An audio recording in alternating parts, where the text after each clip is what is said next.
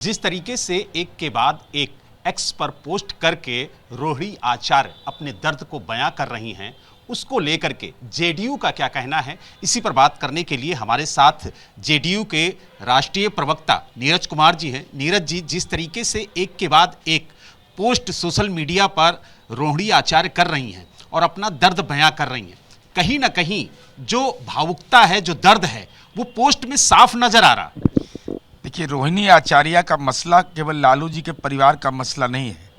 क्योंकि जब राजनीति के मैदान में वो आ गई तो स्वाभाविक है दल के अंदर का भी मामला है।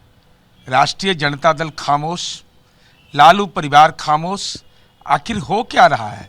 लालू जी की बेटी जिसका कन्यादान आपने किया, बिहार के लोगों का आशीर्वाद उसको मिला है, और उस बेटी के मन के अंदर कराह होना, वेदना होना, भाषाई हिंसा होना, अनाथ होने तक की बात कह देना।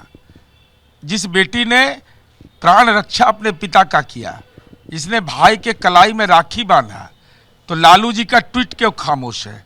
कौन है वो गुनाहगार जो लालू जी को नजरबंद करके रखे हुए है?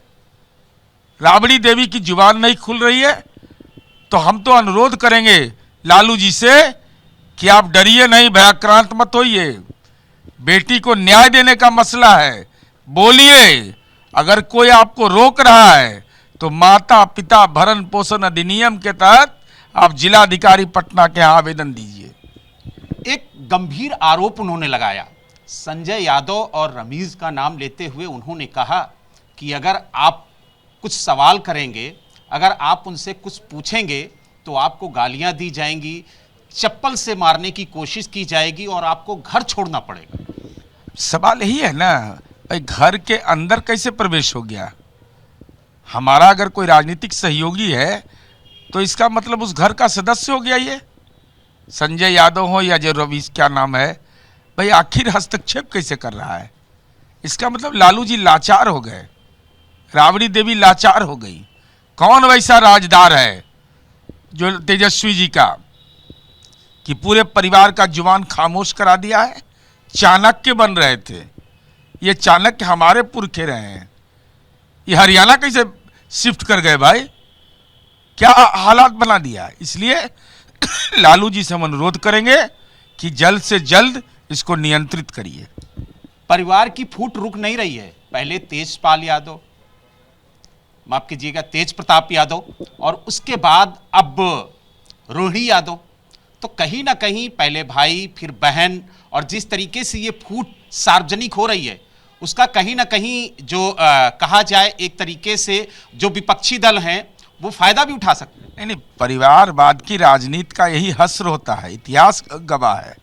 अभी तो शुरुआत है, सबके हिस्सेदारी नहीं तय करिएगा तो भुगतना तो पड़ेगा।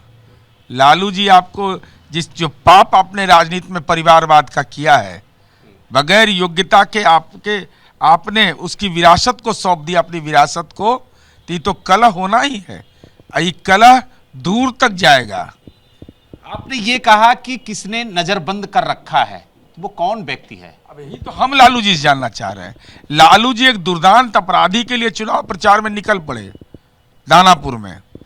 लालू जी रोज महुआ बाग का घर देखने के लिए जाते हैं, और लालू जी वो घर अशुभ हो गया 10 नंबर।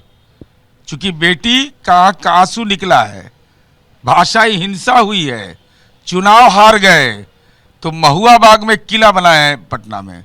वैसा किला पटना में किसी का नहीं है। वो शानदार है, जानदार है और दागदार भी है। तो दागदार आपके हिसाब से सूट करेगा आपको। तो जल्दी से बगैर दिन देखे हुए गृह प्रवेश करिए, नहीं तो कलह और बढ़ता जाएगा। तो आपने देखा हमारे साथ जेडीयू के जो प्रवक्ता थे नीरज कुमार, वो मौजूद थे, और उन्होंने कहा कहीं ना कहीं लालू प्रसाद यादव को नजरबंद किया गया है, और वो कौन है ये बात खुलकर लालू प्रसाद यादव आगे आकर बताएं। पटना से वीडियो जर्नलिस्ट प्रवीण दीक्षित के साथ बलराम पांडे, एबीपी न्यूज।